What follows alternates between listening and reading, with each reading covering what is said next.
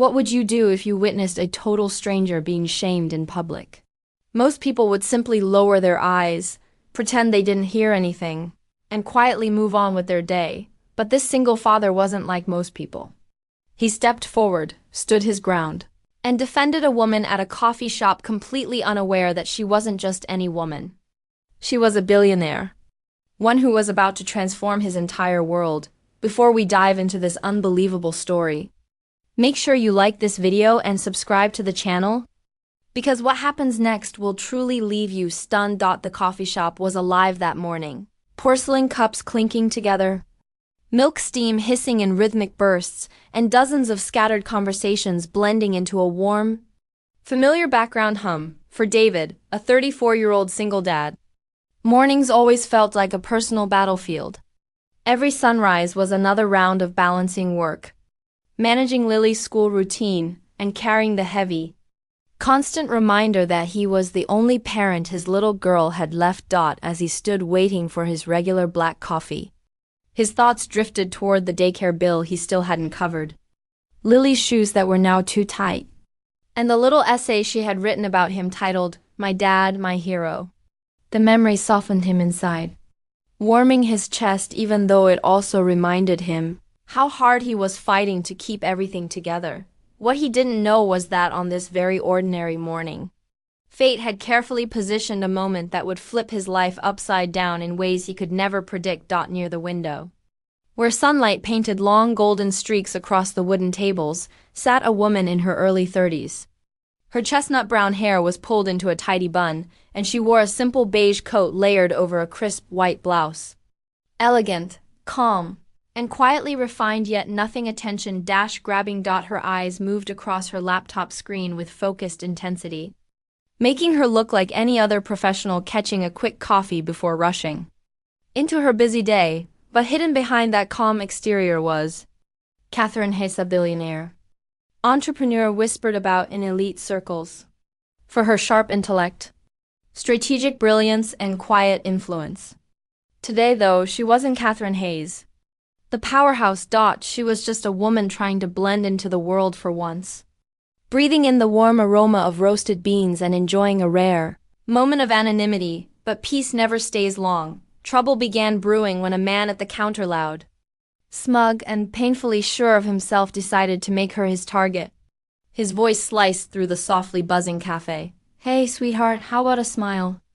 You look way too serious for a place like this," he called out with a cocky grin, leaning against the counter as if he owned the entire shop. A couple of customers glanced up, then quickly buried themselves back into their screens, pretending they hadn't heard anything. Catherine's lips tightened. She tried to ignore him, wishing he'd simply lose interest, but the man wasn't done. He stepped closer, the false friendliness in his tone turning sharper. "Come on, don't be cold. I'm just trying to talk," he added, as if his voice alone was a favor. David had been watching from the line, his unease turning into something sharper, something protective. He knew the feeling of being cornered. He knew the desperation of wishing anyone would step in, and before he even realized what he was doing, his feet were already moving. Leaving his place in line, he walked straight toward the woman, his voice steady but firm. "Hey, she's clearly not interested. Why don't you step back?" The entire cafe froze. The man whipped his head around, stunned that someone actually challenged him. "And who are you?" He spat. "Her bodyguard?" The stranger scoffed, but David didn't flinch, his tall frame standing protectively beside the woman. "I'm someone who knows when enough is enough. Now leave her alone."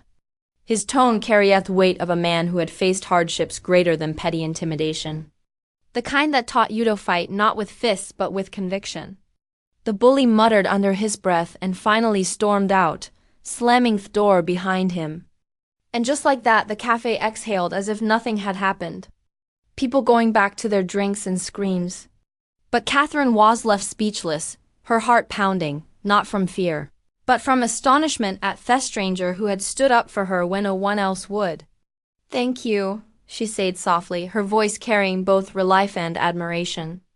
David simply nodded, offering a small smile. "No one deserves to be treated like that," he replied before turning to head back in line for his coffee. But Catherine, curious and drawn to the man who had just defended her, stopped him.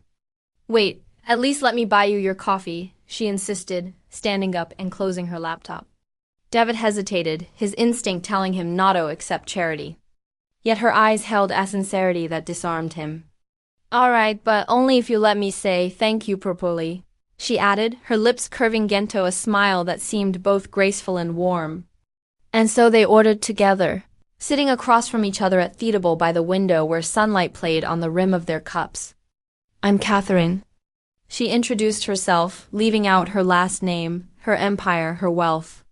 She wanted to be seen simply as a woman, not as a billionaire. And David responded with a gentle grin. David. And that little girl over there with thepatails and chocolate milk mustaches. Lily, my daughter. He gestured to Theckener where a bright-eyed 6-year-old sat coloring in her sketchbook. Swinging her legs happily, and Catherine's heart softened instantly. The innocence of that child melting any formality in the air. She's beautiful, Catherine whispered, her eyes lingering on Lily with a tenderness she didn't expect to feel. She's my world, David said, his voice carrying quiet pride and a hint of exhaustion. And in that moment, Catherine saw not just a man but a father who had given up everything for his child. His worn jacket, thick-loused hands, the faint shadows under his eyes, signs of sacrifice wrapped in strength. And though she had built empires and closed billion-dollar deals, she realized she was sitting across from someone richer in spirit than anyone she had ever met. Their conversation flowed naturally, laughter spilling between them like they were old friends catching up. David telling stories about Lily's wild imagination and Catherine sharing light-hearted memories of her childhood, carefully choosing which truths to reveal and which secrets to guard. Yet beneath her calm demeanor she was studying him, wondering how a man who had so little could carry himself with such dignity. And the more she watched him, the more she felt a stirring inside, something beyond gratitude, something she hadn't allowed herself to feel in a long time.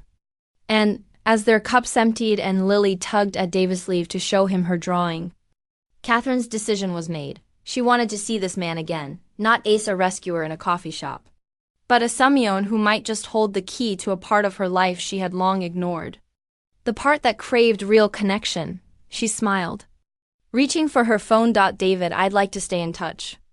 Maybe meet again sometime if you'd like that. Her words hung in the air like an unspoken promise. And though David was taken aback, a spark of hope flickered in his eyes, a feeling he hadn't allowed himself since the day his world had been torn apart by loss. I'd like that, he replied simply, his voice low but steady. And neither of them knew then that this simple moment, born from courage in a coffee shop, was only the beginning of a story that would test their hearts, bridge two different worlds, and reveal truths that could change everything. But for now, as the morning light bathed the cafe in gentle warmth, it was enough that two strangers had found each other in the most unexpected way, unaware that destiny had just quietly taken its seat at their table, waiting for the next chapter to unfold. Days turned into weeks, and Catherine kept meeting David and little Lily, her heart softening with every shared laugh and quiet conversation, yet a secret weighed heavily. He still didn't know who she truly was. One evening after walking with them throughout the park, Catherine finally confessed, her voice trembling, David, I'm not just Catherine. I own Hayes Enterprises. Silence fell, David's world spinning, but Lily's tiny hand slipped into Catherine's, breaking the tension. David looked into her eyes, torn yet hopeful. Maybe love wasn't about wealth, but about finding someone who truly cared.